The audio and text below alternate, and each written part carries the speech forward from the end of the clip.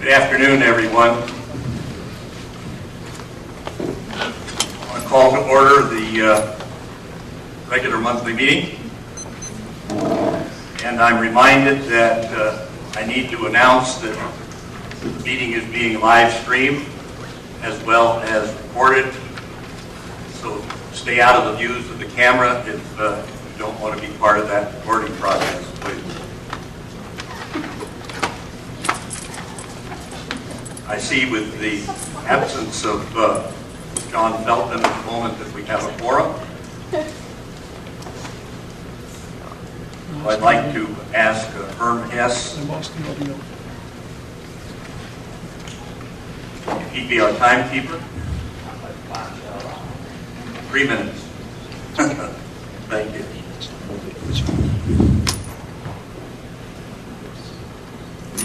And if the secretary would be our taskmaster, I would appreciate it.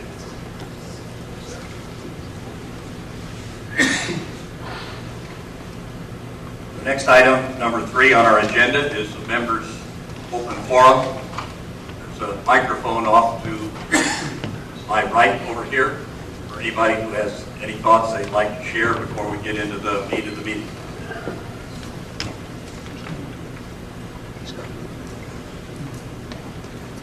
Seeing nobody anxious to stand up and be recognized.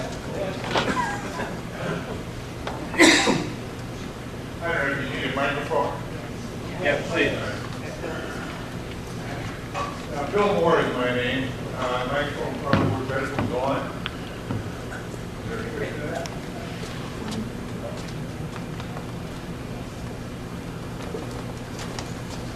I went to public school. I don't know how to turn this on.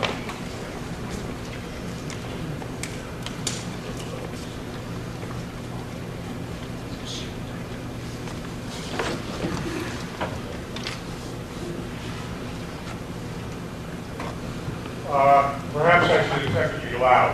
Does that work?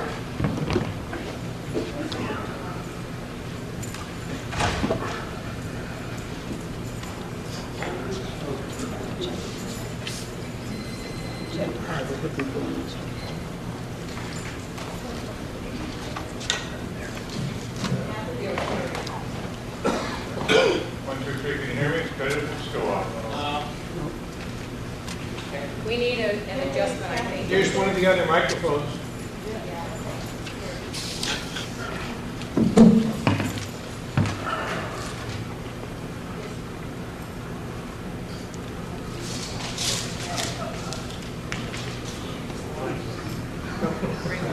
Is that better? Can you hear me? It works. Bill Moore is my name, 132 Oak Island Circle. I've been made aware that there's possibly going to be dramatic changes to one or more of the golf courses. These changes are going to impact everybody's property values here, specifically those people living on a golf course. I expect it's going to be dramatic. Yet I don't see anything in the newspapers. I don't hear anything. I wonder if you might enlighten me, if this board might enlighten me or enlighten the residents here as exactly what's going to transpire. I would appreciate that. Thank you. I've heard that they're going to put native grasses in big chunks of the golf courses. This is to preserve water that they're losing through the gray water.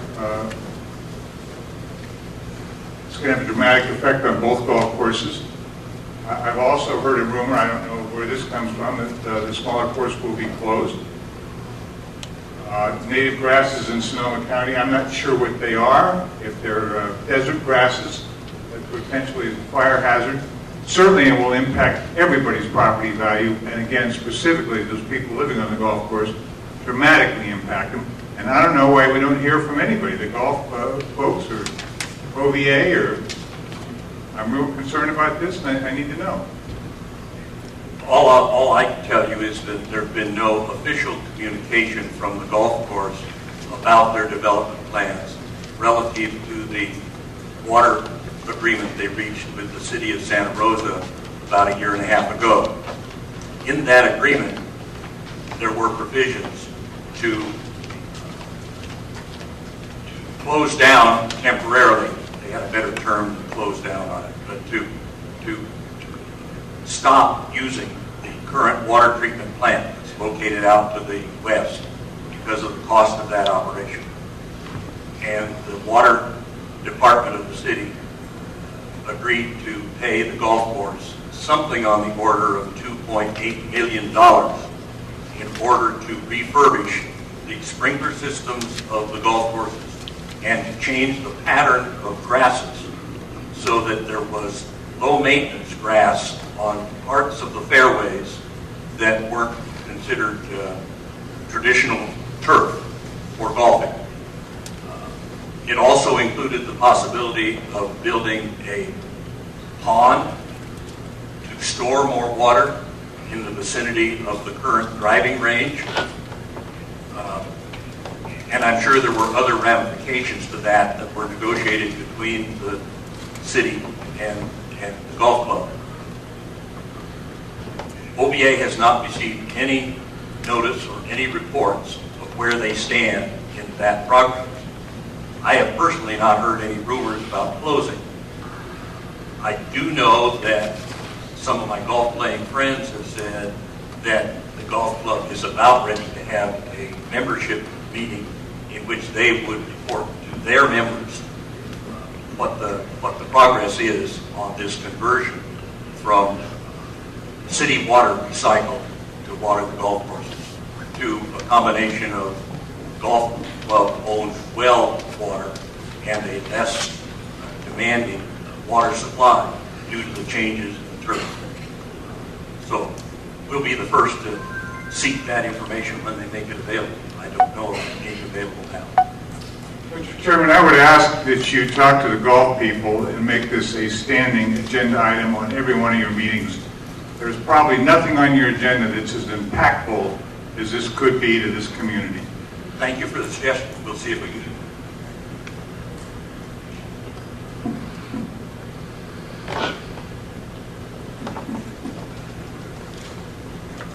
Richard? Mr. Chairman, if I may, I can address partially some of the questions raised by... More like a snow cone. I can address some of the questions asked by Mr. Moore concerning the golf course. There will be an article in the Oakmont News coming up, I believe, on August 15th, which addresses this very issue and the plans that the golf course have for redistributing some of the irrigated areas and covering them with native grasses. From my conversations with the golf course representative, it appears that their plans are going to be most and exceedingly attractive for the owners of Oakmont property. And I would like to try and allay your fears at this stage that there will be any diminution of those values. I think the plans are very good, and in fact, it may be an enhancement. So I hope that will reassure you temporarily. Thank you, Richard. Barbara? Something I don't have to introduce myself? Hi, I'm Barbara Robinson, 9449 Oakville Circle. I have a question. I saw something in the paper recently, and I've heard from other Oakmont residents that there's a possibility that people are actually renting out their homes for vacationers. Is that, are we taxing that? Is that tax? Are we following that at all? Is anybody concerned? I know the people where it's happening in their neighborhood are concerned. I've heard from them. But I just wanted to bring that up. I didn't know if you'd seen that. I saw it advertised in the Oakmont News as far as a phone number and who to call as far as a house that was being used and rented on occasion for vacationers. So I didn't know about the safety of that, the concern with that. And like I said, some of the neighbors have been concerned about the noise of it and not knowing who's coming and going. So I wanted to bring that up, see if it's something you might want to look into. Or if you already had, then what's been looked into? Well, I know the question that you bring up is in fact going on. You can see brochures in the real estate offices that list properties that they're representing for short period rentals. OVA, unless there's a complaint about noise or improper use of facilities or things like that, doesn't have any control over that particular situation. Okay, so then people who have personal concerns, who may be close to it, need to just bring it to you and say whatever their concern is, and then see what OVA can do about it at that time? I would think that would have to happen. Okay, what happens with, I mean, are they, I'm looking towards Patricia because I'm sure you probably know. Hi. Isn't there like a tax, like a bed tax? I mean, is that something the cities, what's it called? Transit occupancy tax. Is that something followed by the city, not OVA then? Correct. Okay, all right, thanks. And just so you know, this vacation rental thing was going on before I arrived. It's not new. Thank you. Anything else? Thank you all. I'm going to defer my president's announcements because they involve some people that are not able to be here until 2 o'clock. So we'll go directly to the secretary's summaries of the executive sessions. The executive session held. You need your microphone. At the executive session held June 18th, it convened at 3:25 p.m. All board members were present, including myself and Patricia Arnold. There were also members of the Facilities Improvement Committee present regarding the issues they were there regarding. And that committee and the board discussed and reviewed the status of the bidding on the plaza contract with the Facilities Improvement Committee and provided direction to the committee to expeditiously continue its efforts to obtain bids within the range of the original estimate. The board also reviewed and discussed 3 delinquent accounts and unanimously voted to refer them to collection. The board considered enforcement of a decision of the Architectural Committee regarding a homeowner's failure to park their vehicles in their garages. The homeowner was present and represented that he was sure to be in compliance. The board discussed the problems with enforcement of that rule regarding the use of garages and agreed the issue in this case was now moved. The meeting adjourned at 4:15. And I'm reporting on the second executive session that we had on Wednesday, July the 10th at 11 a.m. in the morning. We covered 2 items. One was a personnel matter. That matter resulted in the appointment of the manager selection committee chaired by Bill Anderson, and it amounted to the appointment of members of that committee that include Brian Adams, Pat Amadeo, Kathleen Conley, Bob Giddings, Stan Lindsay, Noel Lyons, and Mike Noble. It also included various instructions regarding authorizing the committee to employ headhunters to assist in the attraction of candidates for the job opening that we had, discussion of the manager's job description, and the requirement that the committee bring back to the board for consideration a list of 4 to 6 of the most qualified candidates that they're able to develop from the search process.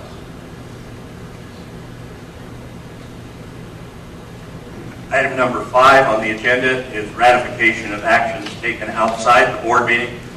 There is only one, and that amounts to the approval of the reserve analysis consulting contract to do our annual reserve analysis update.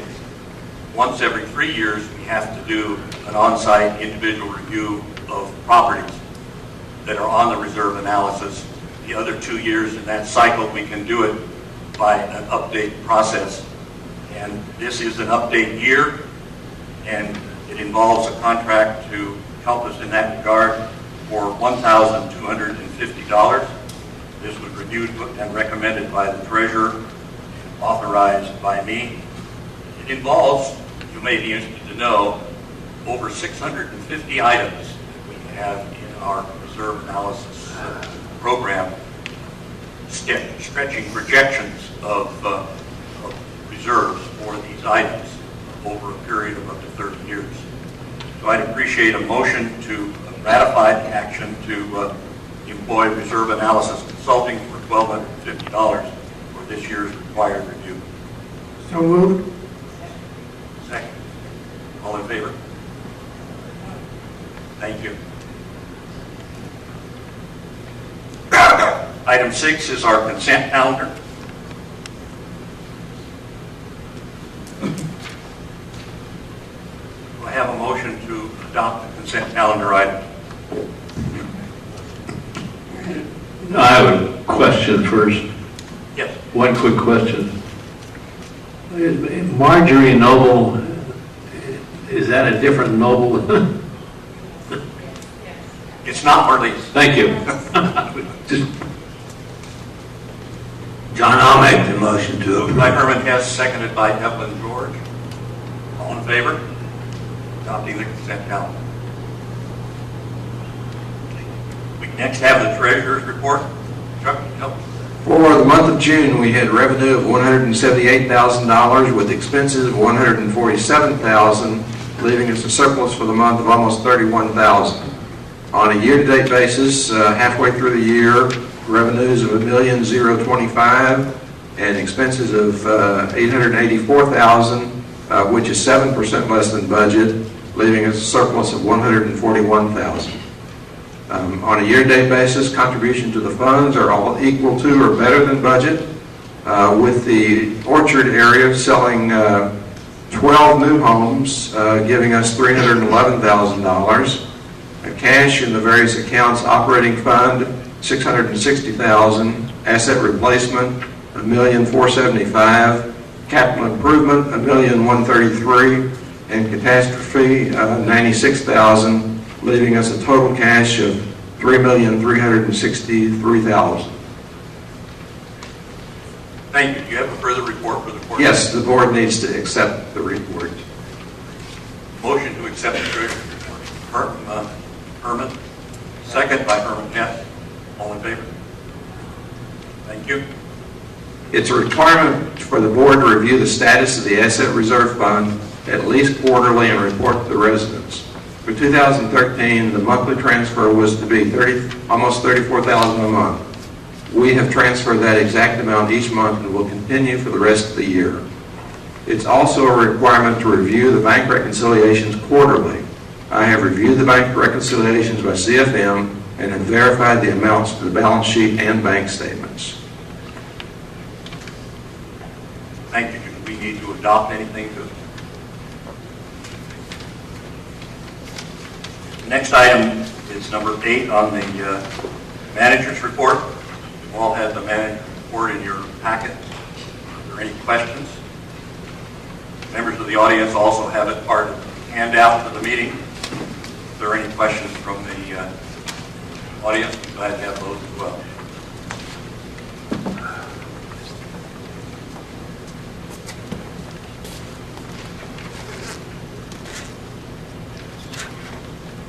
Seeing no signs of question, I want to go on to any committee recommendations. Item number 9, I think, is the Finance Committee recommendation on the Burger Plaza Phase 1. Do you have any comments on that?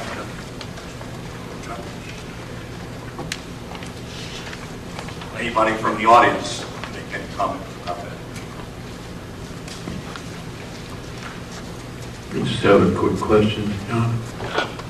When we're talking about Phase 1, we're talking about Phase 1 of Phase 1, am I correct? Phase 1, Part 1. Yes, it's not the original concept that was Phase 1. It's a portion of that. A portion, right. To my knowledge, we don't have a permit from the city yet to proceed.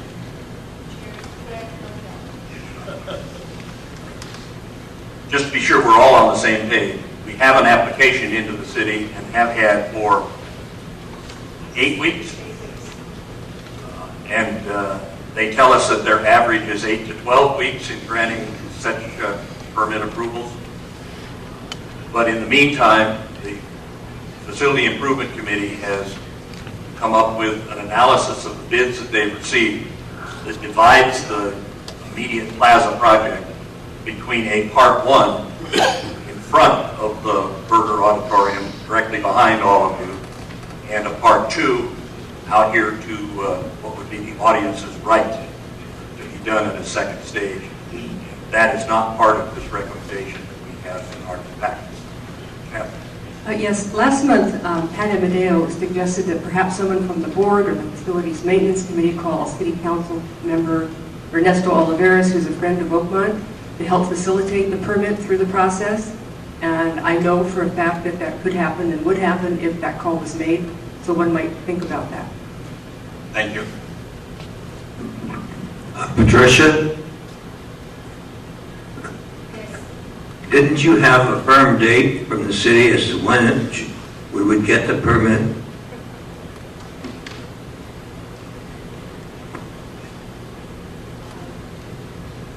And the firm date is at the end of, was it 8 weeks, 12 weeks, or whatever? It's a moving target, but whenever they give it to me, it's a firmly moving target. But I thought you gave us an actual date in July. No, I gave you the date we started, and then we're doing the countdown. That's why we know we're at 8 weeks now. They had said originally 6 to 8 weeks, and now it's 8 to 12 weeks. Or I think it was 8 to... I've lost track, because the number that I get from the city keeps changing. But I think that Ken Carr with Hogan Land Services has an in with the person that he's dealing with, and I'm confident that he's moving on as fast as he can, although making a phone call to somebody at the higher echelons might make a big difference. John, I would recommend that I might call Julie Combs, the city, to try and find out if we can get a date as to when we can expect the permit. I would see nothing wrong with that as long as we don't cross hairs with what Ken Hogan is trying to do for us. So let's be sure that you do that in conjunction with his efforts rather than independent conversation. Plus others on the board see it differently. Yes. Eleanor Brodnansky, 7495 Oakmont Drive. The members of the task force for this plaza project have talked about the fact that we are not going to get this project done before the 50th anniversary. There's no way that's going to happen. And it looks pretty bad out there.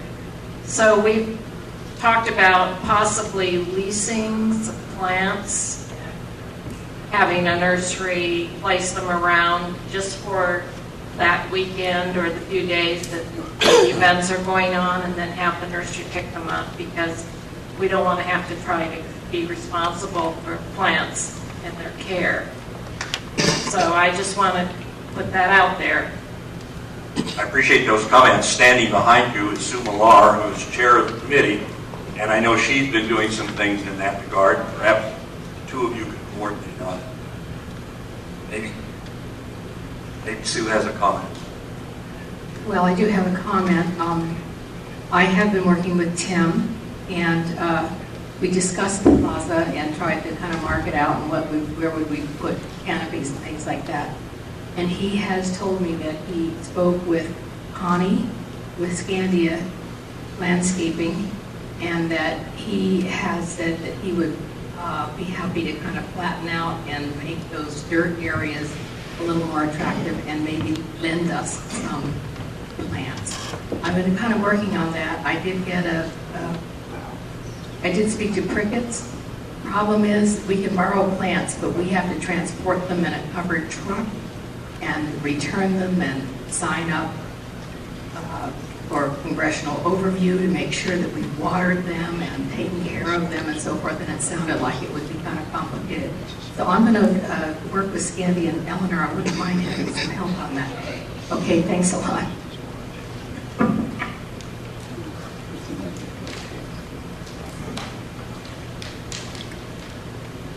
I think that takes care of item 9 and item 10, unless you have some other comments, Art. Thank you. Item 12, new business item. Excuse me, John, did you guys want to vote on that or not, or the recommendation for the plaza? I think we don't have anything specific. Well, yeah, you've got a recommendation to approve up to $300,000 for Phase 1 park lots. I'm sorry, I misunderstood you. I'm not ready to put that item on the agenda for approval until we have a building permit. Okay. I believe we need to see whether or not there are any catches in what the city comes up with. Any objections from the board? Thank you for the reminder. Item 12 is new business items, focusing first of all in item A, B, and C on the West Rec Center. And I think before we get started on talking about any individual item like that, I want to share with other members of the board the helpful work that the treasurer did after our workshop 2 weeks ago. He took the spreadsheet that we discussed containing 25 potential items that we might rank, and he took a look at funding those items over the period 2013 through 2016. And so I'm able to hand out to you each copy of both the asset replacement fund projection work that he did and the capital improvement fund projection work that he did. Because I think one of the obvious questions that we all have and that residents have is, where's the money coming from to do these items that cumulatively could be very expensive?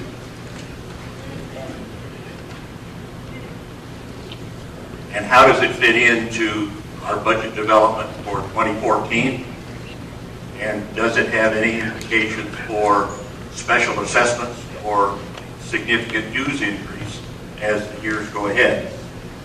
So I think that you can see he very effectively illustrated that with the right kind of planning, even using these simple projected funds that don't reflect actual contracts, that we're in the position to fund the kind of activities that we have talked about that are both safety related and improvement related. But I'd like to have him make any comments that he wants to help us better understand it. Yes, two comments. Based on these financial estimates as well as the timeline, at the end of 2014, we would have an asset reserve cash balance of $113,000, and the current minimum that the board, previous boards have set is $300,000 for the asset reserve. So we would be under that by, 2/3. However, at the end of 2015, it goes back up to $400,000. And if you look at both the asset replacement reserve and the capital improvement fund, at the end of 2014, we'd have $196,000 in cash. And this is also assuming that we take out a loan for the office building, a 10-year loan with payments that would be about equal to the monthly rent that we're currently paying. So I thought it would be helpful for all of us to keep this kind of background in mind as we continue to wrestle with the various approval steps that are necessary to move forward with the challenges that we face. Herman had the suggestion that because there's an interrelationship between the West Rec Center structural corrections, the possible development of an alternative shower locker room facility at the west, and a seismic analysis at the west, that we suspend the rules for 10 minutes and kind of get any comments that individuals want to make about those before we address them individually. You want to lead off, Herman? We received, I had in my inbox this morning a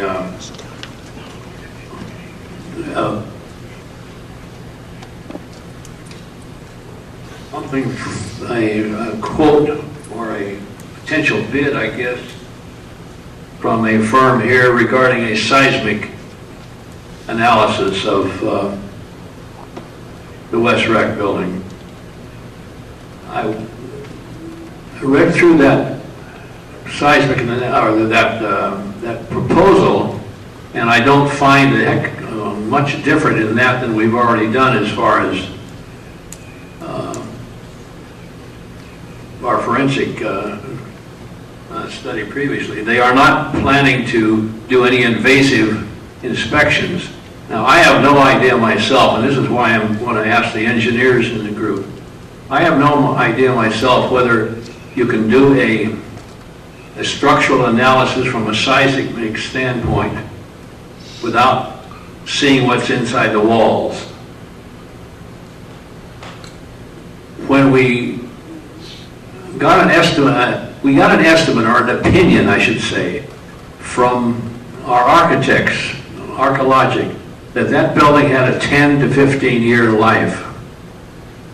They were evidently basing that, and it is an opinion only, on what they have found when they opened up the walls at the old buildings that were part of the CAC. It seems to me that before we can make any decisions whatsoever on the West Rec, we need to know exactly the structural integrity of that building. And this is why I'm asking whether this seismic study would give us that information, or whether we need to do something besides that. There are so many variables as to what we might do with that building. If that building is structurally sound, then we can make many repairs to the building that wouldn't trigger any code compliance. I'm talking about replacing the heating systems, replacing electrical systems, replacing plumbing, and so forth. These would not trigger, from what I understand anyway, these would not trigger new code compliance. If the building is not structurally sound, well, then we need to start looking right now, planning ahead as to what we are eventually going to do with that building. Because we know that they've changed the setback requirements, so we don't know that we can ever rebuild it or not. So this is why I wanted to find out from exactly what this proposed seismic study would tell us. Will it very definitely give us an opinion on the structural integrity of that building? Can anybody answer that question? Jim Cotton has been helpful in obtaining the proposal that you have in your board packet, and I'd like Jim to comment on what he sees. But I'd like to preface that by saying the forensic analysis from Axis, their subcontractor who did the structural analysis of the building, said it specifically does not include analyzing the seismic characteristics of that building. So they made some recommendations about structural changes, which is what item 12A focuses on in your package. But at the February workshop session that the board had, they discussed that in addition to that information, and in addition to Archeologic's analysis of what our options might be, that we would still need a seismic analysis to have the whole picture. So Jim has just stepped in to see if he can offer us something in that regard. Hello, can you hear me? Well, we don't have a seismic analysis. We have a seismic engineer finding discrepancies. But there is such a thing that's been developed by the ASCE and the Structural Engineers Institute, which are both high-level seismic developing agencies for codes throughout the world. They travel around whenever there's an earthquake. They have developed a code that's exactly what we want. The latest edition is just out. They worked on it another 6 or 7 years. That is the gold standard. If they say that the building is safe, they're not saying it'll improve. The existing Axis report, the sub-report that's structural, said that if you tighten some of these bolts, the building will perform better in a seismic event. Whereas this report, which is very low cost compared to the previous reports we've spent either 30 or 60,000 on, or something like 6,000, they have this modern method that addresses existing buildings, especially wood frame buildings such as this, and they say whether or not it is safe by modern standards, yes or no. And so that is what a lot of managers would like to have, or insurance agencies, because this way you know, or you know that it's not safe or it is safe. Not that there are certain, what we all would call punch list discrepancies where a contractor missed this or that, or there's small things. This analyzes existing buildings specifically. So I recommend, and so does my friend Ben Albert, who may not be here, both of us are formerly licensed structural engineers, but this is a very cheap way to put a lot of worries to rest. Can you tell us, though, does the process, as Herb Herman was inquiring, is it an invasive process? Do they have to tear into the building in order to conduct it? They don't have to tear in much more because the earlier processes did, and they will make recommendations perhaps for some fixes. I mean, I know they will, because even without the fixes, it's probably a safe building by the new standards, I would guess. There's so much shear wall both directions. And, but they will make the decision. They won't exclude that. They have to do whatever they think is necessary to guarantee this report, this building, meeting the standards of the report. So I don't, their price, maybe the wording of their proposal, I didn't watch it too carefully, but I think they want to talk to the existing structural engineer as to what his criteria was for invasive. So you wouldn't tear the whole building down just to find every last thing. You make some assumption. This proposal from this Center Fill firm specifically excludes any invasive procedure. It's specifically in their proposal. Well, it could be then that they would have a time and materials change order if they thought there was enough additional invasive. It's not contradicting their ability to recommend or condemn the building. The details. John, may I have something to all that? The first step is to go in under item 12A and fix all the things that Axis identified as being problem areas if you have any hopes of being able to pass the seismic test in accordance with the standard that Jim mentioned. But the fact that they will do the work in accordance with that standard gives you the assurances that the building will meet a certain level of a seismic event. They are not going to do, as you mentioned, evasive, which is really a destructive test. They're not going to do destructive testing, but they will go in and evaluate best they can from what they've seen so far and what has been exposed to. And they will end up certifying that the building meets the requirements of the standard.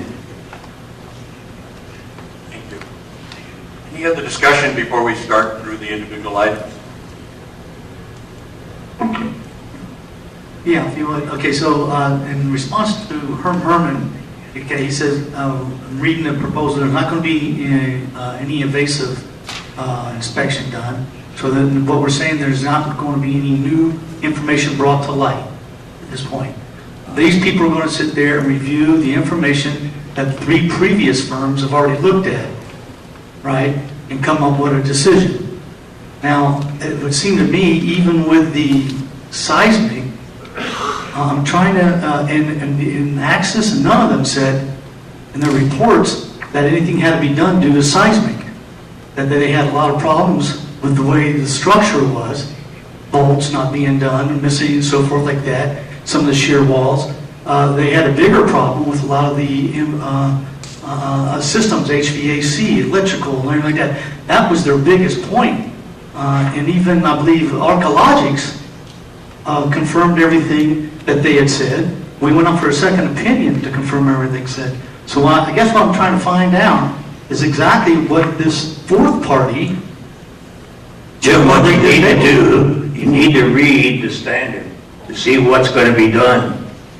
Axis never referred to the standard or did anything in accordance with it. And they didn't say they did. That's right, and so that's a weakness.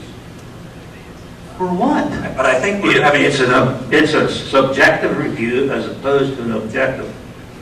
I guess what we're having trouble doing is understanding what we're going to learn from seismic analysis.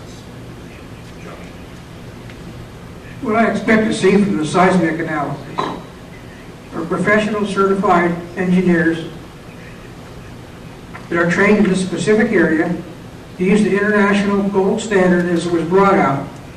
Inspections that aren't based on standards don't mean anything, as far as I'm concerned, in my experience. I think it's imperative that we do this seismic test to find out whether our building is worth fixing up or not. If it turns out that after we do these minor repairs that were suggested, that the seismic report comes back and says, this building is potentially a problem and that you've got a risk here to deal with, there's no point spending a lot of money to fix it up. It doesn't make any sense.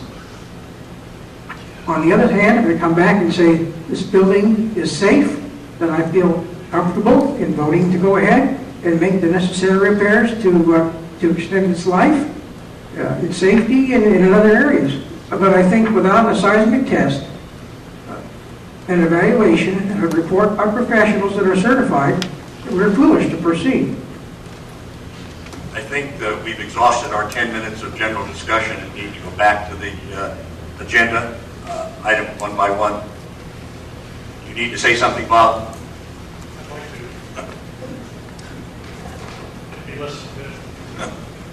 Bob Giddings, J.C. Lane. I don't understand all of this, and John and others are engineers, and Jim certainly. From my perspective, worrying about spending money on this building because of possible seismic deficiencies, I suspect we have seismic deficiencies in all our buildings, this one included. And we will continue to spend money on this and the East Rec also. Probably the Central is because of the newest, is probably up to code better than any one of them.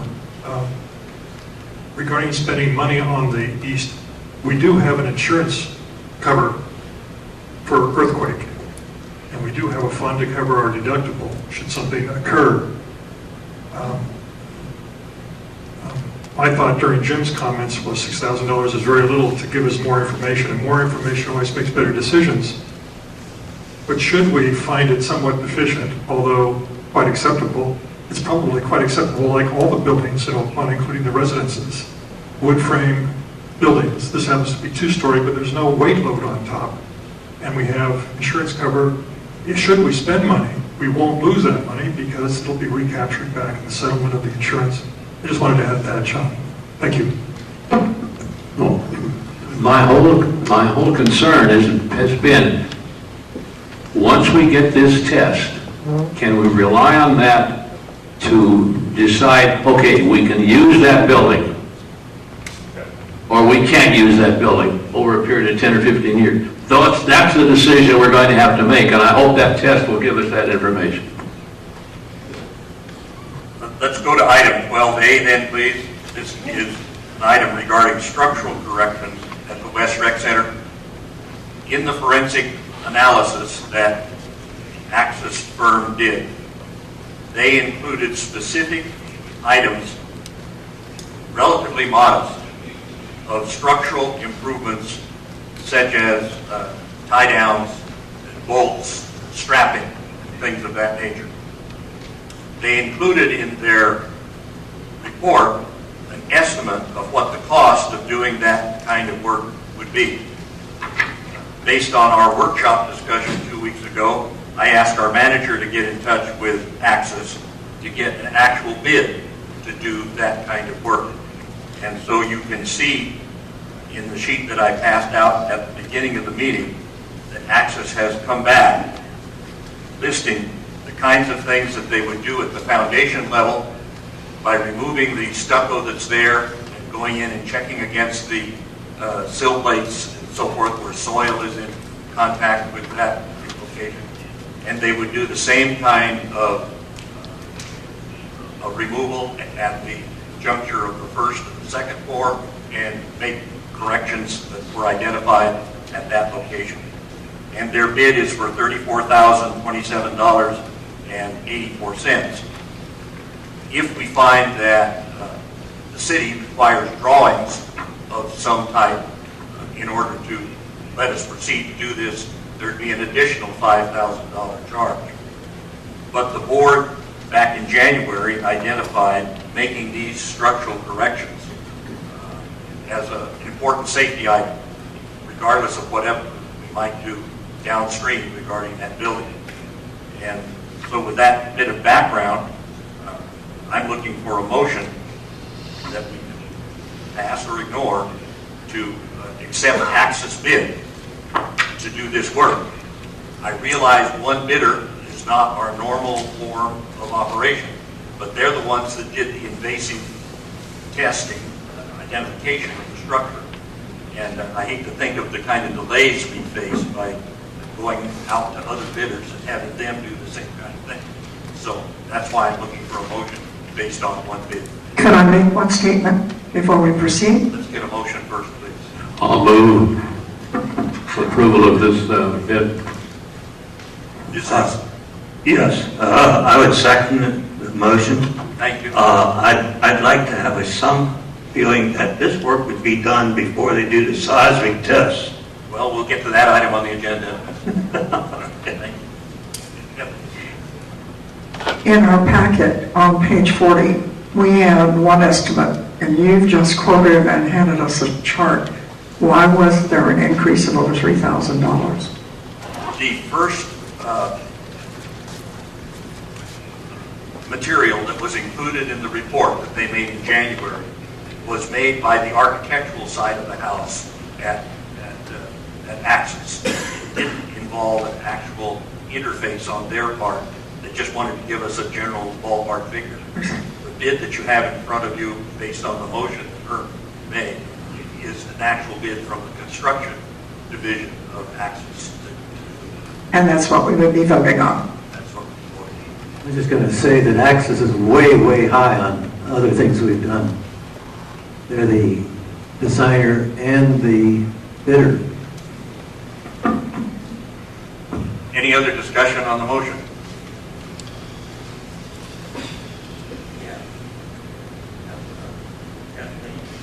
Kathleen? Yes, if I'm not mistaken, our bidding policy says that anything over a certain amount of money requires 3 sealed bids, not to be opened until they all come in together. I would feel that it would probably be best to go ahead and spend another week or two locally and see if we can find a bid that might meet our needs for less money. Any other discussion? Jim? Yes, as far as approving this, is this the point where you want to discuss if we would do this before or after the seismic analysis? Or I'm assuming we're approving it to do first. Okay. Yeah, because I mean, if the seismic analysis is going to show us what John and Herm says it was, then maybe you're saving yourself $34,000 by doing the seismic first.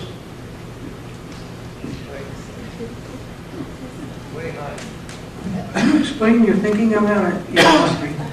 Well, you said the seismic analysis is going to sit there and tell us whether that building is in sufficient shape to either keep or not to do any repairs to it.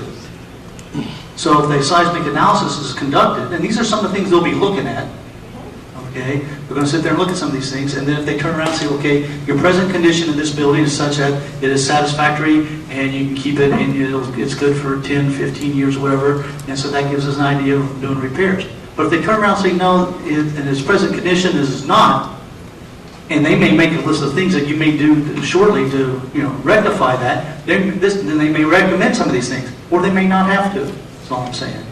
Jim, I understand what you're saying, except that the things that we want to fix here that have been identified are problem areas that will not allow you to pass a seismic test.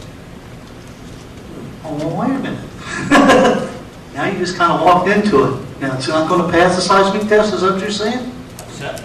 What I'm saying is you'll fail the seismic test if you don't fix these things first. I doubt it. I really think it'll give you time to find a much cheaper contractor, and it may be less items.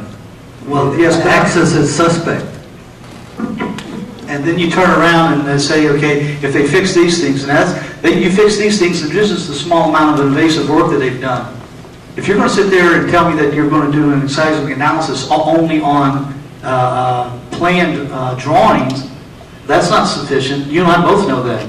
You've not done enough seismic work that you got to have as-built, and you got to have the way it is actually. You can't sit there and go on what proposed was. I just don't know what kind of seismic test would pass when you have these known flaws. I'd like to make the observation that if the concern of the board is that we sequence this differently and do the seismic analysis, and based on that decide whether or not to proceed with the structural changes, that would give us time to go out and get additional bids.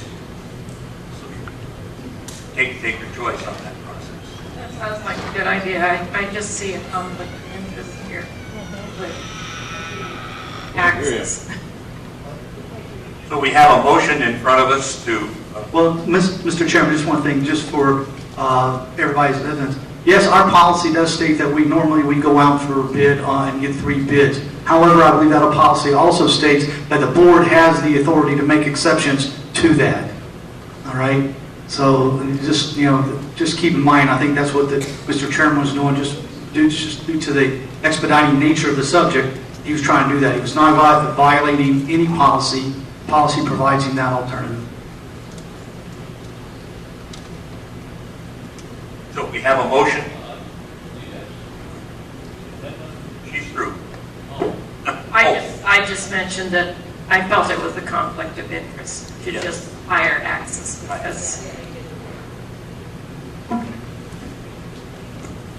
I'd just like to make another comment in regard to Jim's suggestion.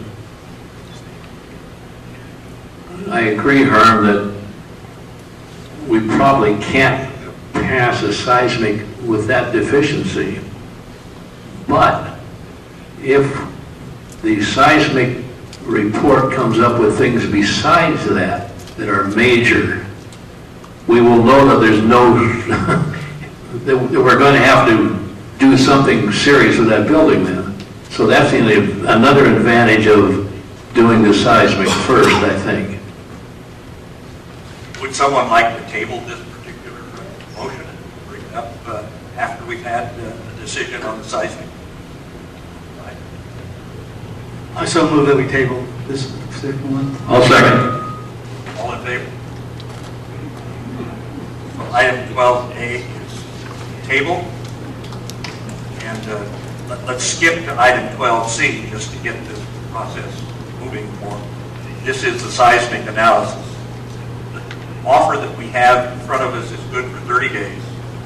It included not only a $6,800 expenditure for the seismic analysis of the 2-story building, but it also includes a proposed $2,800 expenditure for the seismic analysis of the cabana and pool equipment building. I would hope that in light of that unpermitted nature of the pool equipment building and cabana, that we wouldn't spend any money on a seismic analysis of it. So I'd appreciate a motion for a seismic analysis for $6,800 with the Wire Anderson company. I so move. Second. Moved by Jim and seconded by Fran.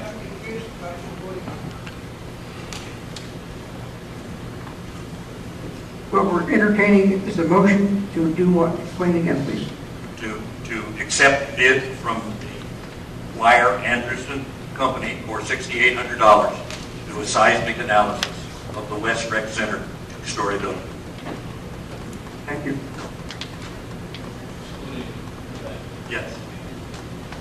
Discussion? All in favor? Passes. Then let's go to item 12B. This is on the agenda because one of the other things that we need to know about that west facility is what the city and the water agencies are going to permit us to do, if anything, given the creek setback line. I offered you some thoughts in that connection in a cover note, but it simply says that city and water agency people are loath to provide any kind of approvals on an inquiry basis because they have been burned too many times by people coming in and talking about doing one thing and feeling that they have been given assurances that it would be okay, and then subsequently when the plans came in, they weren't able to approve them because they had understood something different than what had been discussed in the previous conversation. And so this particular proposal is to say we need to go ahead and propose a specific improvement in the form of a swim center standalone building relatively in the vicinity that's shown there outlined in yellow on the easel board on the far right. And we need to get that developed to the stage with a schematic design that we can submit an application for design review and approval from the authorities that are involved. And so I have received, and you have in your packet, a proposal from Archeologics to do this kind of work. It involves two different components because of the location. It involves, first of all, the schematic design of a building that would provide the facilities. Secondly, it involves a topographic site review in order to identify exactly structurally what that site can accommodate, whether it's retaining walls or other kinds of structures relative to the parking lot location. So to get this going, do we have a motion to accept the proposal from Archeologics following up on their options study at the West for $18,750 to do this next step in analysis? I so move. Moved by Evelyn, seconded by John. Discussion? Yeah, Mr. Chairman.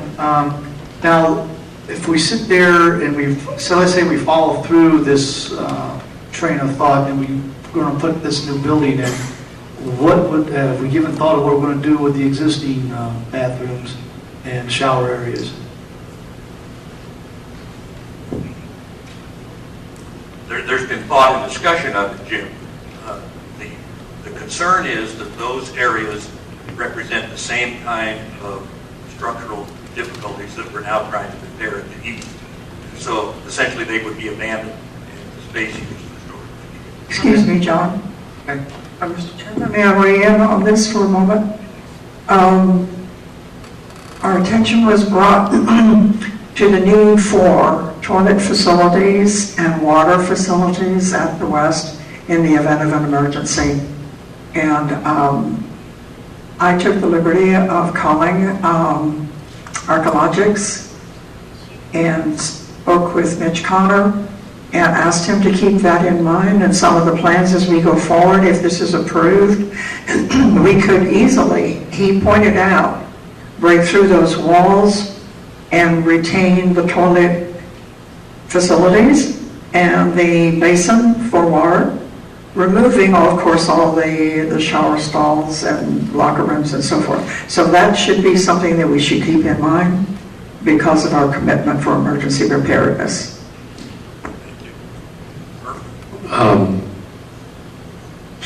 What does this commit us to as far as that shower, toilet building? What if we're spending $17,000 or $18,000? What does that commit us to? Is that commit us? That's the direction we're going on the West Rec?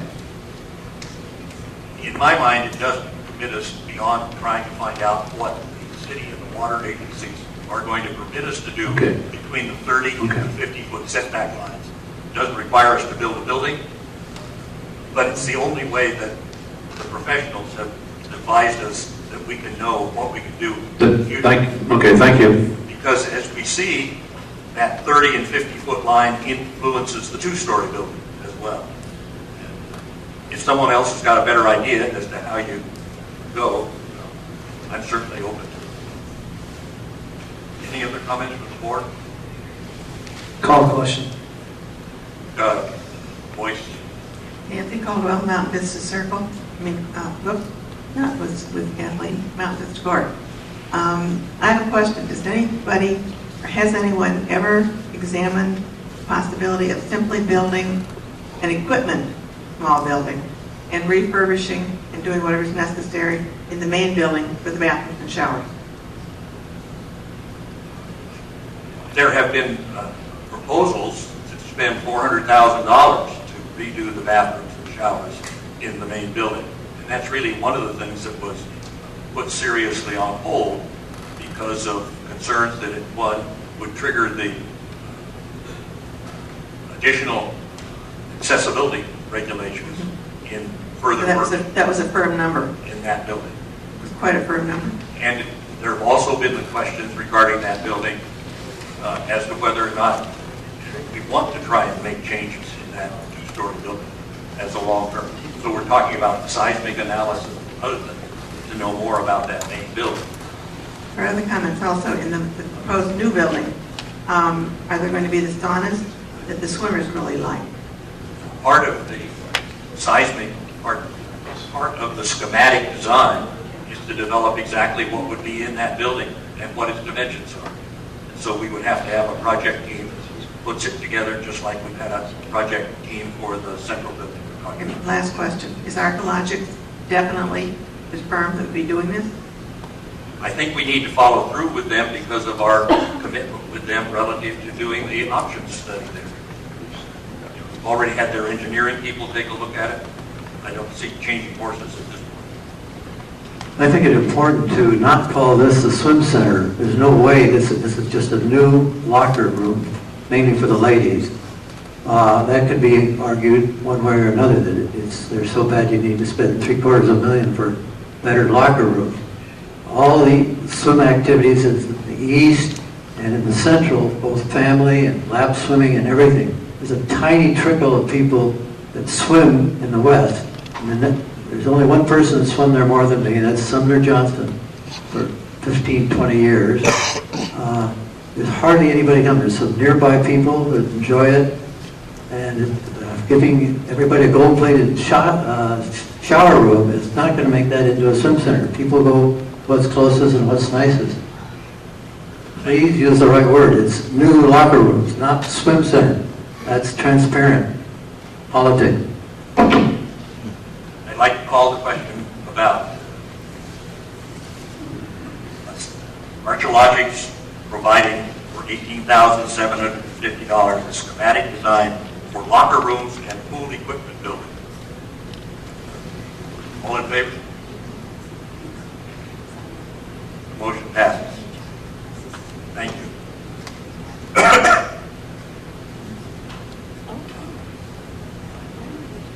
Item 12D on our agenda is a good time in my mind to break back to the President's comments, which I skipped over at the beginning.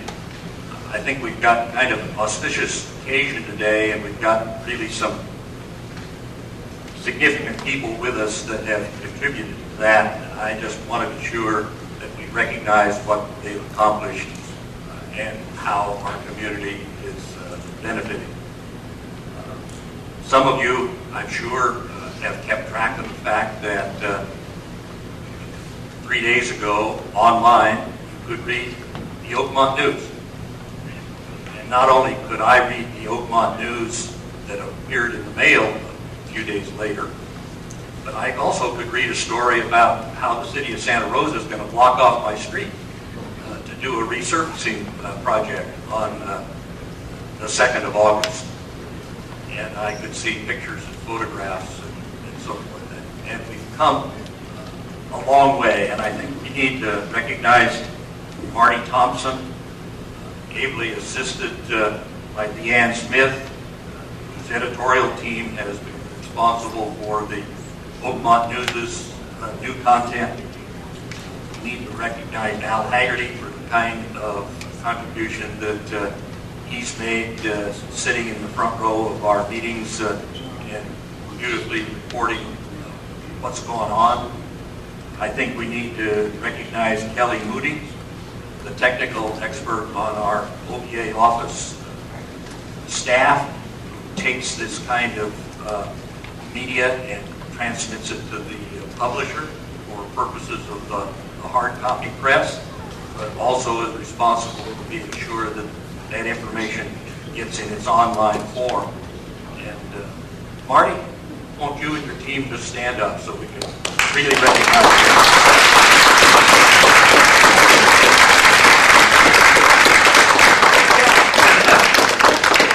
Kelly's bashful. She's standing up there in the back. But you know, she may not be bashful very much longer because Richard Duncan, our artist,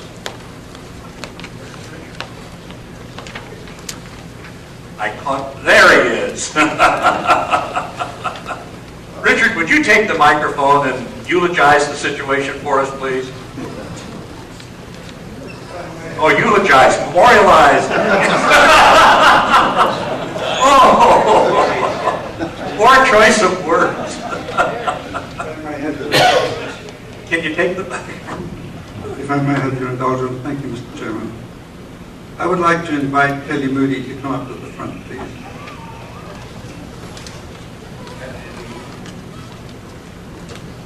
Before I get into this, I have to tell you that it has birthed in a little funny story that happened to me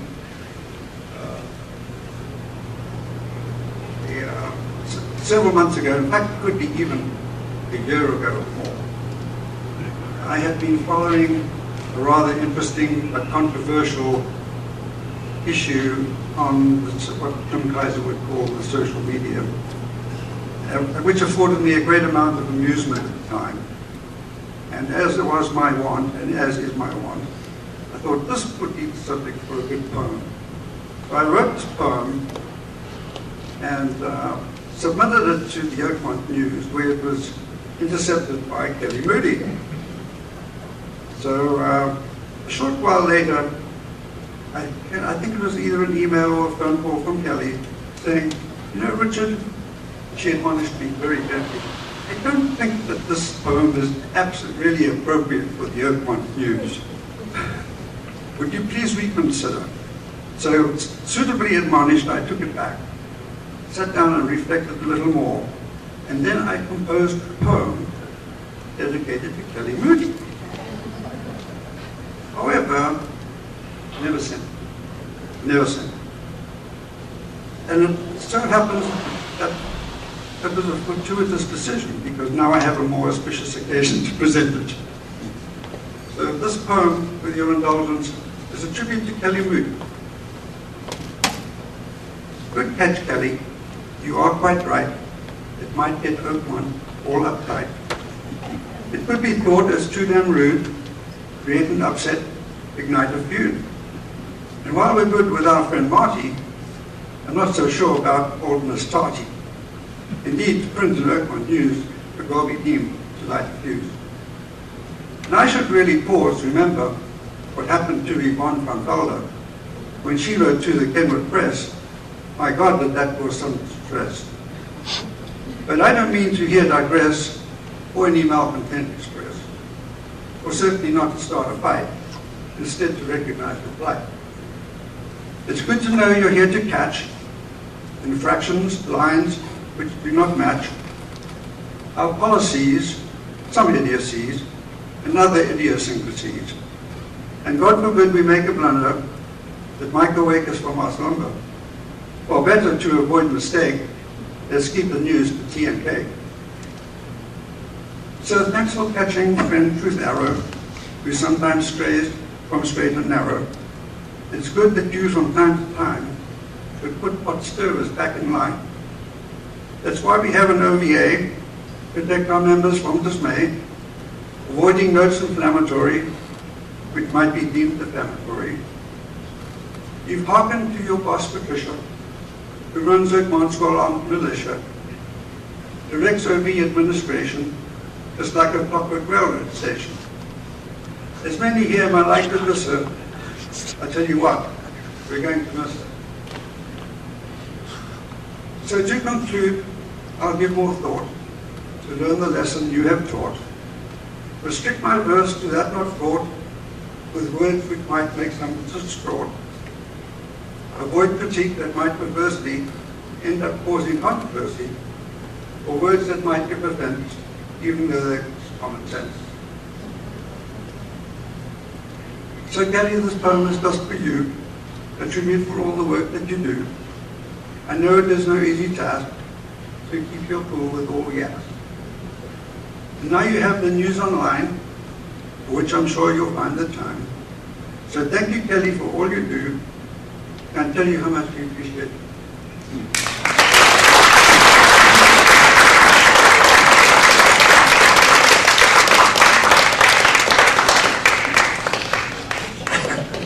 So much for diversions as far as the President's comments are concerned.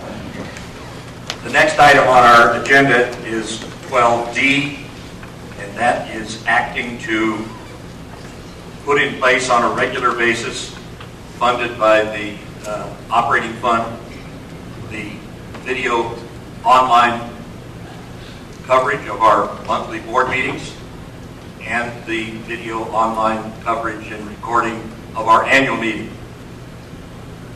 The Communications Committee would like to go farther, and it may be appropriate in the future to do that. But I would ask the board to consider approving or making a motion to approve a $50 monthly expense for the use of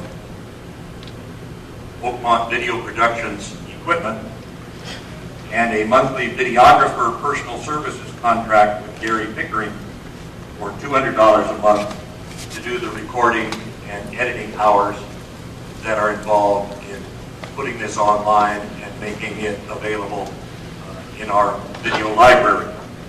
So there'd be a total expenditure of $3,500 a year for this process. We began the experiment with our annual meeting this year, and we've had good reports about it. We've had our meetings reach people who weren't able to be here, both online and in subsequent recordings. And so I think it's time for us to decide whether or not we want to properly compensate for that service. Could I have a motion to approve the $3,500 annual expenditure from the operating fund for videography services related to our monthly board meetings and the association's annual meeting? Yeah, I'll move. I have a question that one. A second? I'll second. I believe Dutch told us one time that he could, they have a facility to know exactly how many people are viewing this at on any time. Is this, I don't know, Dutch, is this still true, Dutch? Okay. It is. I would just like to suggest that we approve this for a period of time, maybe a year or something, but if by his count, we're only getting 3 or 4 or 5 a month viewing it, then I'm going to question that. So I would just suggest we do this for a year and then see how it goes. Do you have any comments on what it's been so far, Judge?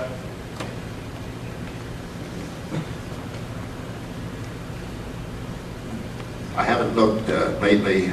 The most we had was one meeting 2 or 3 ago that there were 47 people that watched the streaming video. The recorded videos get many, many more because they're up there permanently, and so it grows as time goes on. 100, 150 views of a video is not at all unusual. That answers my question right up. I could keep you posted, but I totally agree with you that we should do it for a period of time. And I mean, it's not a permanent. If it's not working, it's not working. Thank you. Any other questions? I see that this would include our annual meeting, our board meetings, and I'd like to add candidates night. That was one of the original ones that was streamed. We can certainly amend the motion.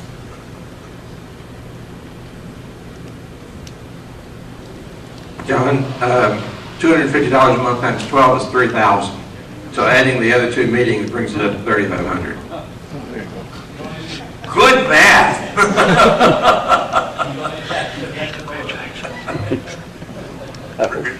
I wanted to make you aware that I've been talking to Scott Bissey at the Oakmont Gardens, and they're in the middle of doing some remodeling. And on the basis of the probability that we would be able to stream, they're going to coordinate, if they can, a large room with a large screen where they can, everyone can go down to that room and view the board meetings and the annual meetings at the Oakmont Gardens on a screen similar, maybe not quite that large, but similar to the one we have here in an auditorium style. Mr. Chairman, I have a question now. Regarding the streaming, I think that's a great idea, and it's a fantastic way of getting the meetings out to a lot of our fellow Oakmonters. As far as the recording, do we have any kind of legal problem, requirement as far as maintaining our board meeting on digital media recorded like that? Once it's recorded, you have to keep it, and one of the commitments you have to make is as your technology changes, as in from floppy to hard disk to now CD and whatever, you will need to move that forward. But because your Oakmont website is an online website, it will continue to move forward, so that which is there and captured there will suffice and will be the law. Okay. All in favor?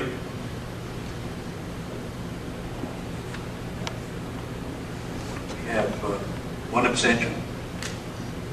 No. Passes unanimously. Thank you. And thank you, Dutch and Gary and everybody else that worked on this.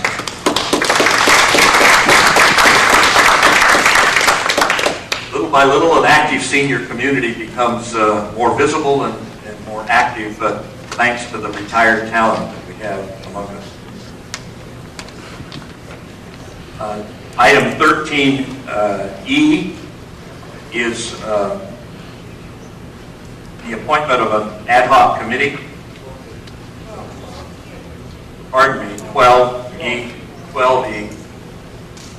I've got the wrong numbers and the wrong words here. Thank you. Item 12E is a proposed ad hoc committee to do the narrative, graphic, and photographic input that is needed for the new 2014 Oakmont Community Directory and Resource Guide. Alex Belteff has agreed to be the coordinator of the talented contributors, and Ed Bain, Jim Brewer, Pat Brigham, Richard Duncan, Yvonne Frauenfelder have agreed to be the working team that will begin to put together the narrative material that will go in front of this new 8.5 by 11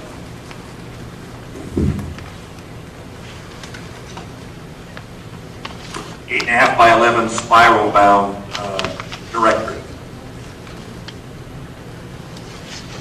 May I have a motion to approve the proposed ad hoc committee? Moved by Gonfelton, seconded by Fran. Discussion? John, you mentioned spiral. The sample we have is from Sun City, Lincoln Hills. It doesn't have the spiral binding that would be in there, but the spiral binding enables a book like this to be laid open flat so that you don't have to keep your hand in the page.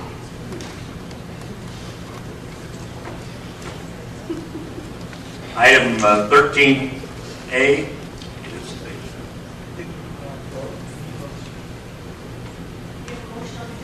I beg your pardon, going too fast. Call the question. Call the question. All in favor? Motion passes. Thank the committee people again for the time that they're going to be putting in August, September, and October to prepare this material, because the input deadline for the publisher is November the 1st for a directory distribution in February of 2014. And the information that goes in there will also be available online. Item 13A, East Rec Center showers, toilets, reconstruction, and repairs. We have now got a certified clearance that all the contamination that was found at the East Rec locker rooms has been repaired, and so we now have a destructed set of showers and toilets. And what we need to do is have an architect help us with the design requirements that are necessary to put it back in proper working condition, and in a way by improving the ventilation and the drainage that avoids a repeat of the problem that has developed over 27 years since the East Rec Center was developed. The Facility Improvement Committee designated two of their representatives, Tina Daly and Tom Conley, to meet with architectural representatives from Glass Architects and from Architectural Dimensions, along with Tim Fowle, our maintenance manager, and me, walk through the site to take a look at what was involved there, and in turn to present proposals to us for the remediation, redecorating, and so forth that it's called. The Facility Improvement Committee made a recommendation that we employ Architectural Dimensions to do this work, and they transmitted that recommendation to the board, along with the report, the proposals from Architectural Dimensions and from Glass. As I reported at our executive session, the board got into negotiations about these two contracts and came to the conclusion that the Architectural Dimensions, while certainly was well qualified, as was Glass, the Architectural Dimensions proposal is about 20% more expensive than Glass, and therefore we chose to bring at today's meeting the proposal to award to Glass Architects of Santa Rosa the contract to do a schematic design and study of what needs to be done to those east locker rooms. And their proposal is for $8,425. Do I have a motion to approve this proposal from Glass for $8,425? Excuse me, Mr. Chairman. I may be mistaken here, but I think, aren't you going for both phases? I believe we may want to go to both phases, but we need to see what he comes up with on the first. All right, I see what you're saying. Okay, because you had it in here for both. I'm sorry. I apologize. At least I did read the material. Before we vote, can we entertain a question? We'll get there. Do I have a motion to Evelyn moves, John Felton seconds. Do we have questions from the board? Do we have comments from the audience? Microphone. Thank you.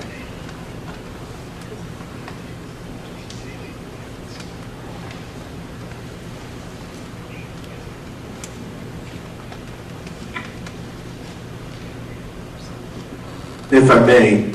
Your name, please? My name is Mark Panley. Mark, thank you. I live at 154 Mountain Vista Circle. For the board and committee here, I have a quick question. Is there anyone that uses the pools amongst you? Is there anyone that goes to the pool with any frequency? Thank you. Firstly, well, I'll end with a brief question, but I did want to say I frequent the pools regularly, and there's a feeling that the care about repair of the locker rooms at the East Pool and the sauna at this pool is not taken seriously by the board, nor by Oakmont in general. And I'd like to hear if that's the case. But also, coming in late here, and also, all of these things that are maintenance of regular things that should be in good repair, is there a way to structure where in the future if this happens, votes aren't required? I mean, I think the population of Oakmont, the homeowners, would approve a committee that can act more expediently in getting approvals from boards and committees, because there's been a lot of displeasure and feeling that people have everyday routines, that exercise that's necessary for medical reasons, and a number of things, where things that are critical to the people of Oakmont are not taken seriously. And I believe it's 5 months, or certainly 4 months, that those locker rooms have been down, or 1 or 2 of them. And I'm not speaking on my own behalf, but wanting the board and those involved here to know how things just grow into an extremely negative feeling by the pool users. Thank you for your comment. And my question is, the motion that's up now, is it somewhat expedient to get things done, or is this a 2-step process in the motion? I believe the motion involves taking the next step. The problem that we ran into there was, first of all, a platform stool attached to the wall in the women's shower facilities, pulled off the wall, and it exposed some mold and contamination. As an association, we're required to treat that very seriously, and unfortunately, treating something like that seriously is time-consuming, because first of all, you've got to have a chemical analysis of what the condition is. When you find out it's adverse, you have to correct it. Then you have to have a chemical analysis that you've successfully done the correction. And then you have to have appropriate advice on how to keep that situation from occurring in the future by making changes in the way the facility was initially built 27 years ago. And we're going through that step-by-step process, and it's agonizing as hell, because there are just many things in meeting our responsibilities that need to be addressed. And spending money is one of those things we have to approve. There are many maintenance items. For instance, the compressors at the West Rec Center in 2 of the air conditioning machines had to be taken care of, and we concluded we could do that administratively. But when you get into structural issues like we're facing at the East, it takes more than just that kind of maintenance administrative action. So I apologize for the inconvenience, and I apologize for the frustration, but it's there. Well, thank you for the thorough answer.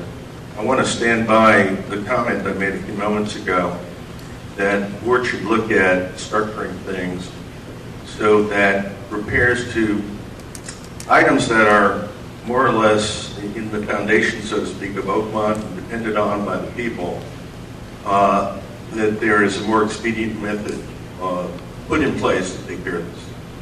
And I say that in full appreciation of the seriousness, but I do believe by pre-addressing such a thing, it can be addressed much more promptly. And I also believe that there should be a forum in some manner of soliciting feedback from the people who use the portions of Oakmont that need repair, a more of a consensus-oriented or a seeking of feedback from folks, so that there's a greater connection between the people of Oakmont and the Board of Directors. Thank you. I can assure you, though, that my telephone and my email Fox and the other members of the board have not lacked for input from people concerned about the subject. But I do, and that's good, and my consciousness is raised here about your concern, but I'm still very much committed to the thought that things could be done more expediently with some thought applied to them. Thank you. Thank you very much. We have ready to approve this motion. Art? Thank you. Art Good, Chairman of FIC, Facilities Improvement. The procedure hasn't been truly followed, unfortunately, because FIC were commissioned to look into the problems with the East Rec, which we did. That took place prior to a monthly meeting on the 2nd of July, at which time FIC voted in favor of architectural dimensions. Following the procedure, the recommendation has been forwarded to the Finance Committee. That's where it's at the moment. And now I find that the board are already voting on that recommendation. I can't understand why this has taken place. It shouldn't be in front of the board at this moment. Thank you. I appreciate your observations, but I think Mr. Kaiser pointed out that sometimes there are situations that need remediation more quickly than waiting for another group. And there's no question that we're going to go ahead and spend the money to do this job. And so the board had it on its agenda today in order to try to avoid some of the further delays that we often face with essential projects. Call for the question. All in favor of the awarding to Glass the preliminary study phase for completing the work at the East Rec Center shower and locker rooms for $8,425. One abstention from Herm Herman. Motion passes. Do you want to comment? I found out that the principal owner of the Architecture Dimensions happens to be the son of one of my best friends, and I felt I wanted to stay out of that issue. Thank you.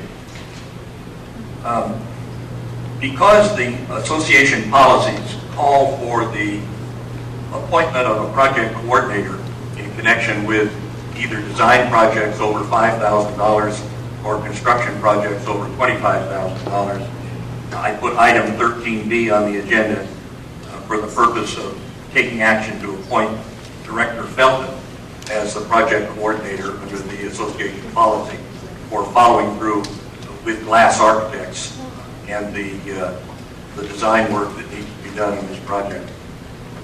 Do I have a motion to appoint Felton as project coordinator? Herman Hess? Fran Felton. Thank you, Fran. What pay is attached to this, John? I wish there were some. You couldn't pay me enough. All in favor? Thank you. Item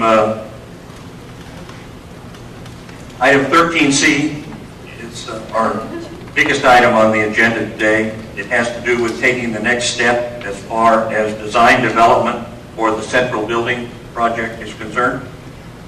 Archeologics has completed the first phase under its contract for the schematic proposal of the building that's pictured in an L shape over there, which not only includes OVA offices, but association activity rooms.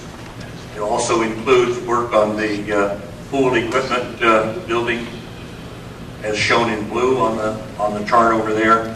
So the next phase, in accordance with their contract, which was approved last February, is for detailed design, development, and construction drawings for $67,500. Do I have a motion to authorize phase 3 of Archeologic's February 28th contract? Jim Kaiser. Do we have a second? John Felton, second. Discussion? Yes. Does this mean that that this board has approved this plan as what we're going to go forward with? It means that we are approving the concept that you see. That there are changes that the design team gets involved with. What kind of roof are we going to have? Are we going to have a platform or a stage in the L frame? Is the entry going to be for offices in the orange section rather than the yellow section? What kind of a roof are we going to have? What kind of siding treatment are we going to have? These are the elements of the detailed design. But basically, we're approving the concept. But you were approving the concept of having this L shape with the yellow portion backed up to the pool. We're approving that concept. Yes. Okay.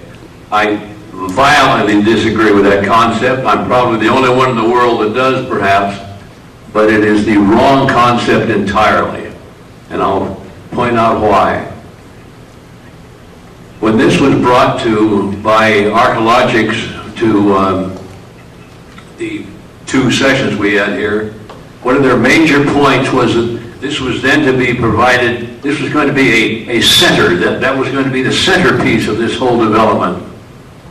What they've done then is put the office right in the middle of this centerpiece. That is no place for an office to be. The office should not be in the center, it should be in periphery. In addition to that, they blocked off, by putting this building where it is, they blocked off any convenient access between the CAC and Berger. There should be some method of a pathway closer to the pool. They've directed what's left of the greensward so that the emphasis on that greensward is towards the parking lot. It seems to me that that's the wrong way for it to be. This building should at least be reversed completely so that the office building would be towards the parking lot. The multi-use room, the conference room, what have you, would be closer to the existing pool. There should be some, this is my opinion, there should be some sort of a walkway that would feed between the CAC over to Berger, so that you would tie all of those activity centers together. Remember that what we're trying to do here is provide activity centers. Our basic goal and our charter says that we are to provide recreational facilities for our residents. We are putting our office right in the middle of all of these recreational facilities and not having any access between the CAC and the Berger without going out to the sidewalk. I just think the entire concept as it's presented is wrong, and I certainly cannot vote for going ahead with this as long as that is the only concept that we are considering. Other board comments? Well, I'm not sure that we've actually adopted this particular layout. This particular item is the electrical switching equipment, and no matter how the building is laid out, it's still going to exist within the building.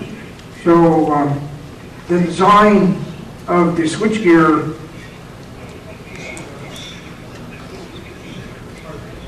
Pardon me, I believe that you're looking at 13 Delta, and we're talking about 13 Charlie. I stand corrected. No other board comments? Yes. I think that Herm's idea is perhaps feasible because this design is not written in stone, but it is a concept now that has some flexibility, and it has some area for input from our citizens, from our board, from any of our residents who have objections to it. But it's a great starting point, and I think the overall concept, which we'll be incorporating, and if you will notice, that it will really reduce our overall construction costs because one common wall will be that of the office building as well as the common wall for the cabana. This is a tremendous financial savings to us. But flipping it is, we can change the office perhaps or the meeting room, reverse those positions. This is all subject to change, and I think that, again, we're open and the architects are open for suggestions and ideas. But not if we were adopting this as the concept that we were going with. The concept can be changed. With this approval, they can be more flexible, Herm. They can adjust and change just what you're talking about. They could move the entry and the office building to the sidewalk side and put the meeting room on the other end, which is closer to the entrance of the pool. This is not a major problem. This is what I'm suggesting to you. I've also spoken with them with perhaps some of these changes. Our architects are saying, yes, this is feasible. Evelyn, I want to be sure that your comments are not misunderstood by the audience. Archeologics has completed their design work. This is what we paid them to do. If we want a completely different design along the lines that Herb is talking about, we've got to go back to the design stage and pay them for a different design. If we approve this motion to go to phase 3, it includes the kind of floor plan that you're looking at over there. It doesn't mean we can't move the furniture around inside and have the office portion be, rather than in the yellow area, over to the orange area. But it does mean that the orange area is where it is, and the yellow area is where it is, and the blue area is where it is. I'm not saying your comments are wrong, I just don't want us to feel that we're going to get Archeologics to go back and do a new concept by not going to this third phase. We are at a point that we are obligated to present to the developers of the meadows a construction alternative. If we don't proceed along the path of developing that construction alternative design, we risk losing the construction money that they're required to put into a construction alternative. And if we want to say, no, we're not going to go to phase 3 of this existing contract, we have to face up to the question of where are we going to provide a construction alternative to the developers of the meadow property. They have a commitment not only to decide whether or not they're going to do it for us or pay us cash. If they decide they're going to do it for us, we have to give them a building to build, and they have to complete that by May of 2015 at the time that our office contract for a lease expires. So I don't want anybody in the audience to be confused about this motion. This motion says go ahead with that essential floor plan. And so Herb's objections, he doesn't like that. And so we feel clear that we know what he's saying. John, in summation, can we basically say that what we're approving here is the footprint, that we may change things within what's within the various buildings, move them around? Very definitely. You can change the appearance of the exterior facade. You can change the roof. You can do lots of those kinds of things, but you're talking about this conceptual. Okay. Nancy?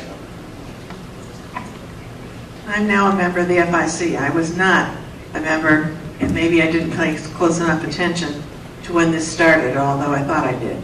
Was Archeologics decided to be the designer, the architect, and so on through the whole entire process back in, what'd you say, February, whenever it got started?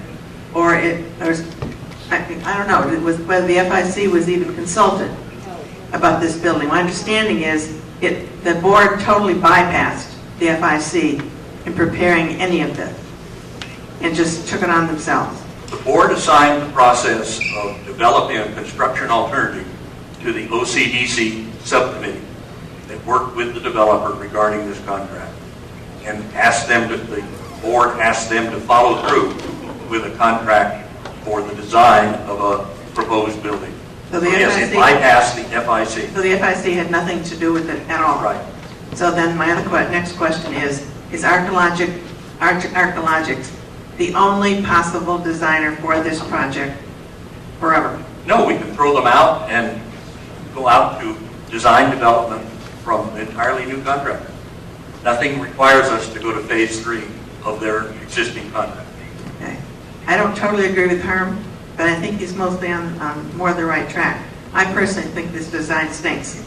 I think it's a waste of money. I don't think it's designed well. It cuts off the CAC from the burger and the rest of the area, cuts off the light and the views from the FAC, the CAC, the exercise space. By the meeting rooms, they like plunked on the end. I just don't think it's a good thing to do. Thank you.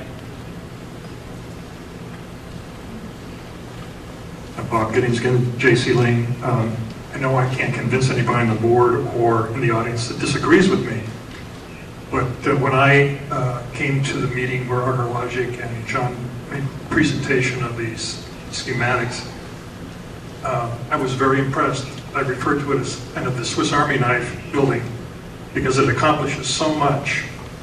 It puts in the switchgear room back away from site.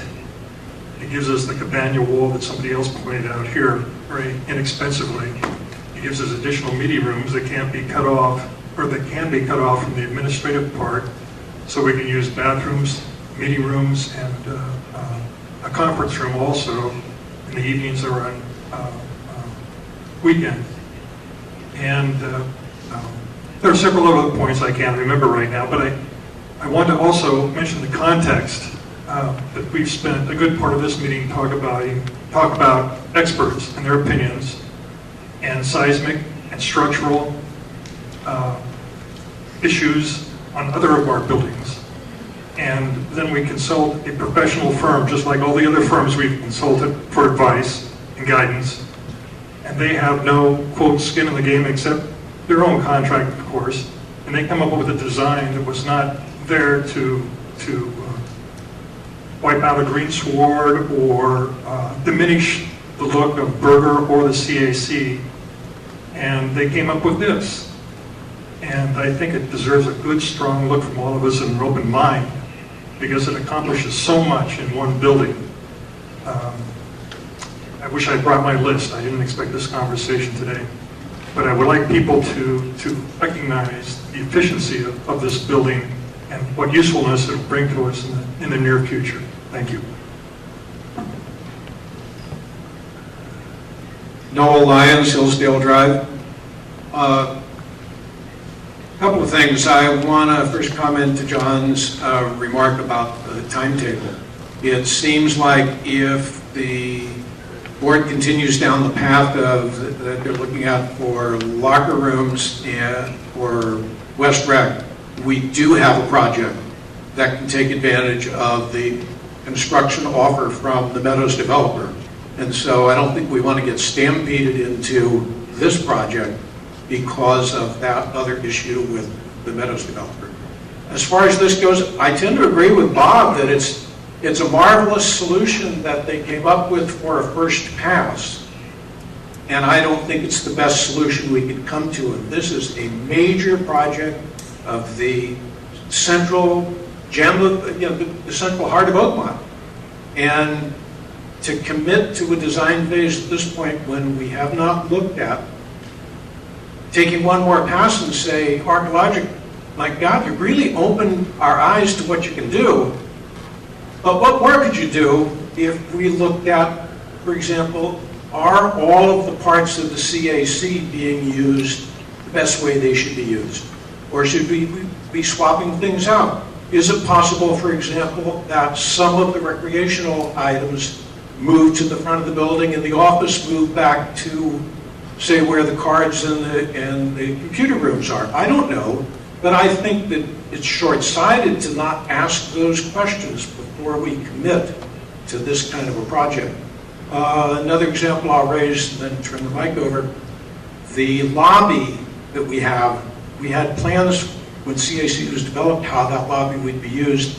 It's really underutilized because there's nobody there to staff it. There's a lot of things that people would like to do, have some kind of welcome thing. There's no way to staff it. If we asked Archeologic to say, come up with a way that we can have our office, but also have office people who can be welcoming people to Oakmont or welcoming to the CAC because there's a staff person there. We haven't asked that question, so we don't know whether or not we can do that. Those are questions I'd like to see the community have a chance to address before you commit to a design phase. Thank you. Barbara Robinson, Oakdale Circle. I'm going to ditto a lot of what's been said, so rather than continue to say the same thing, I agree with the fact that it's a beautiful concept, but I don't agree with the fact that it's the concept that we need and as functional as possible for here. I also want to ask, and I may have missed it, so I apologize if I did, but where's the input box? Where's the part, have you received feedback? Has this, because I know I just saw this in the newspaper. Now, if it was in there before, I apologize, I haven't been here, so I've been away, but if I missed it before, I apologize, but I don't see it here either. I mean, isn't this where we should, as the community, be giving input and writing it down, and where is that? Not sure I understand your question. The input as far as your pictures. I mean, whenever we've had any other kind of concept or any other kind of drawing or any of that. An idea box? Where's that? We didn't put one up. Okay, and was this the first time it was in the paper? This last newspaper that just came out? It's the first time in the newspaper. Okay, and now, which means it just came out on the 15th? 2 days ago. Okay. So it just came out on the 15th. This is the first time actually Oakmont residents have had a chance to visualize this. No? We had 2 open meetings. Okay, I apologize then. I apologize if people have seen it before. Back in June. And that was when there was time for everyone to give. And did you get feedback? Are you getting positive feedback about this already? We had 49 people come to the afternoon session. We had 19 people come to the evening session, and both the west and the central were talked about at both those sections, and we got input. I was terribly disappointed that people didn't take an interest in it at that time. We're getting a lot more interest in it today than people coming to the meeting when we tried to have the architects explain their concepts. Okay, and then I know that Noel brought it up as well. What happened to the meadows and that part? Wasn't that supposed to be something about an office? The contractors who had that? What has been suggested? This is what this is. Okay, thanks. Sorry to have to make you go back a little bit, just catching up. Very good. Okay, and then I would also like to make just one other quick comment. Okay, I'm not asking if I may, I'm going to make a comment. I appreciate what you wrote on your editorial. So, and Patricia, I agree. I believe you will be sorely missed as well. Bringing it back to the board then, we have a motion made and seconded for the $67,500 third phase. Jerry, go ahead. Jerry Goffrath, I'm a member of the FIC committee. I would like to know what has happened to the RFQ. The FIC committee has been working on this for months. What has happened to that? As far as I know, we've received no recommendation from the FIC on an RFQ. We should be voting on that very soon, right? The RFQ. The request for qualifications, and John, I will let you explain that to the audience. The Finance Committee, Jerry is talking about the fact that the Finance Committee undertook at the recommendation of Jack Linhart, who was a member of the committee at the time and has now moved to the south, that Oakmont might benefit from having under contract a consulting engineer architectural firm. And so they put out a request for qualifications to the general industry to have those kinds of qualifications submitted to be a consultant. Correct. John? They have been evaluating those to the best of my knowledge and have made not made a recommendation. That went to the FIC, not the Finance Committee. FIC, I'm sorry, my tongue tied. The FIC has been doing this, and the FIC, to my knowledge, has not made a recommendation as a result of their work. Because we were interviewing people. We had 9 applicants, 9 firms. We chose 3, Archeologic, Glass, and AD. And we are now, I would say, getting very close to recommending one. But yet, you and the board, or all the board, have decided to go with Archeologics on the west and on the central. You've chosen them to do the drawings. Why not get the RFQ in place and let these people help us look at the whole of Oakmont, all of our facilities, all which need help, and let us get another opinion? What is wrong with that? Why keep going back to Archeologics? Can't we get another set of eyes?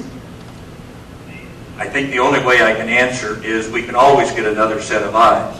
But the work that Archeologics has been doing relative to this project and relative to the West preceded anything forthcoming regarding the consultant concept. And, as our speaker earlier in the afternoon said, things are taking a hell of a long time to get done. We need to get work done. And so we are continuing in this proposal simply another phase of a contract that was approved on February 28th. But you did this without going through the FIC. That's right. On all of them. Why are we here? Why do we have committees? Maybe we can have that discussion another day. It doesn't influence our decision. Well, we have wasted months of work. I can't understand what we're here for. Call for the question on the motion to approve Phase 3 of Archeologics contract, $67,500 for design development, followed by construction drawings. All in favor?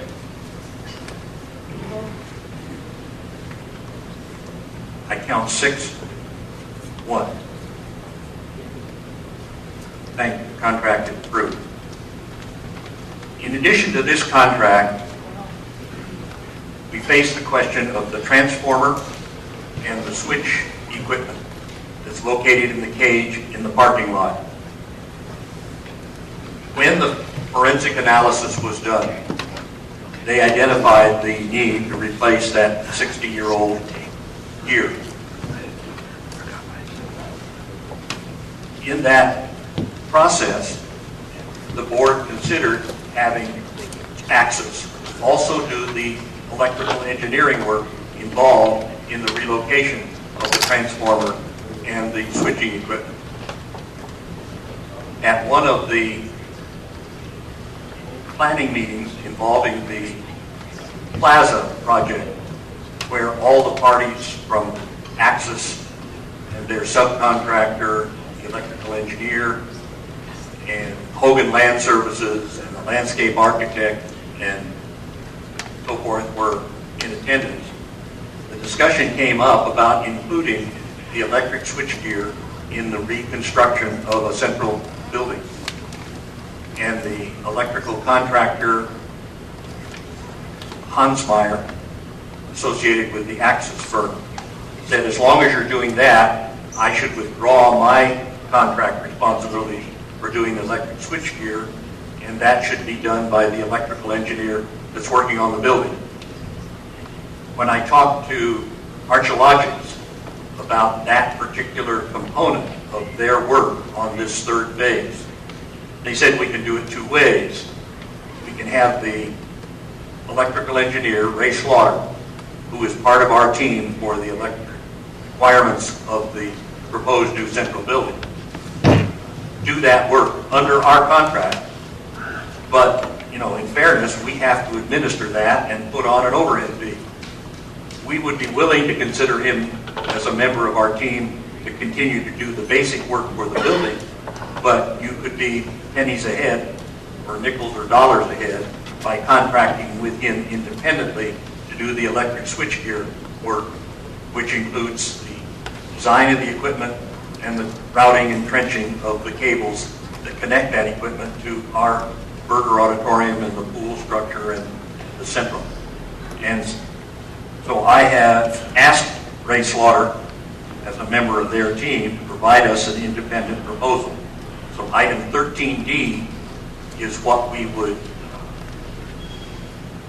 consider approving for the electrical work that I've just described regarding the transforming switchgear for $5,500. If you feel that it's inappropriate to do it as a separate contract, then we'll have to add it, have Archeologics add it for a slightly higher. And I don't know what that fee would be, but you can roughly add a 10% over. So do I have a motion to approve the contract with Ray Slaughter and Associates to do the electrical engineering identified in the forensic study for the transformer and electric switch? For $5,500. For $5,500. So moved. Moved by Jim, seconded by Fran. Discussion? All in favor? Thank you. Motion is approved. It's now reached the point that with this central building project, we need to have a project coordinator, and because of the size of the project coordination team. And Stan Hendrickson, who was a member of the project coordination work for the Central Activity Center, has agreed to be the coordinator for the work going forward on this and the kind of adjustments that may have to be made within that design. Pat Amadeo has agreed to participate. Bob Giddings have agreed to participate. I think John Green, who agreed to participate, may have some reservations. No reservations. Then I would propose, as you see in 13E and F, that we appoint a project coordinator and a design development team consisting of Stan Hendrickson, Don Green, Pat Amadeo, and Bob Giddings. Moved by Jim, seconded by Herm Hess. All in favor? Motion passes.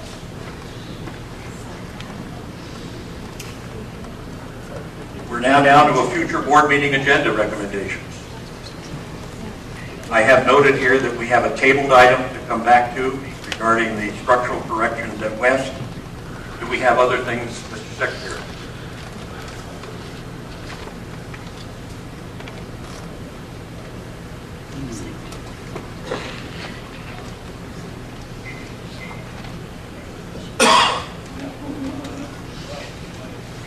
Nothing more?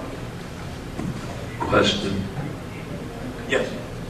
Down at the bottom of our agenda, we have items being tracked for future attention, but not included in this agenda. And we have dates alongside these two items. Introduced July 13 of both these two items. I don't know. Item number 1, inventory and develop policy privately owned items stored in, that's been on for at least 18 months. Can the staff help us with that? I don't know what we do there. Well, that was a project that we started that got stymied. There were a number of volunteers, Carol Cotton, Yepa Ewell, and some of the others who went out with the prior facilities maintenance manager and me, and we started trying to identify who has some of the mysterious cabinets and what are in them.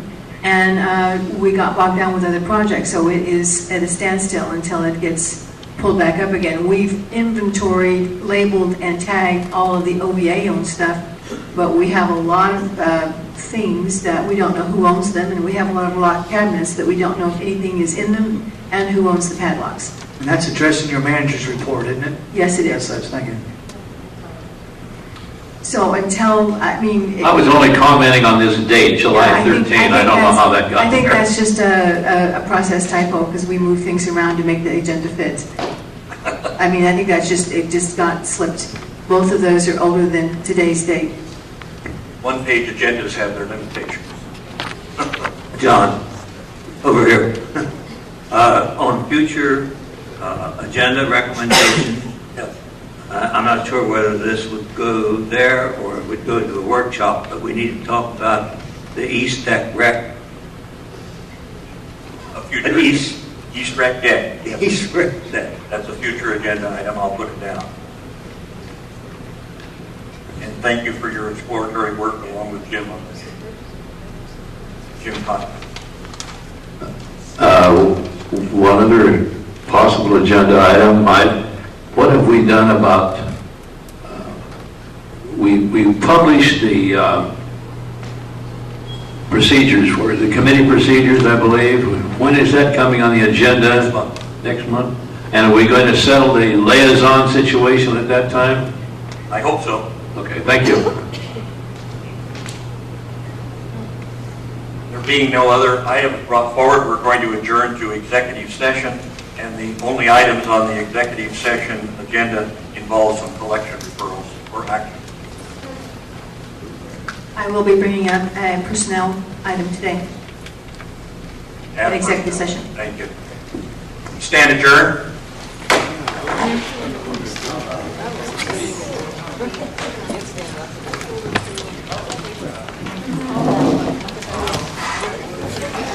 Okay, see you got up here in Tahoe. Yeah, that's good. Oh, yeah. That worked out.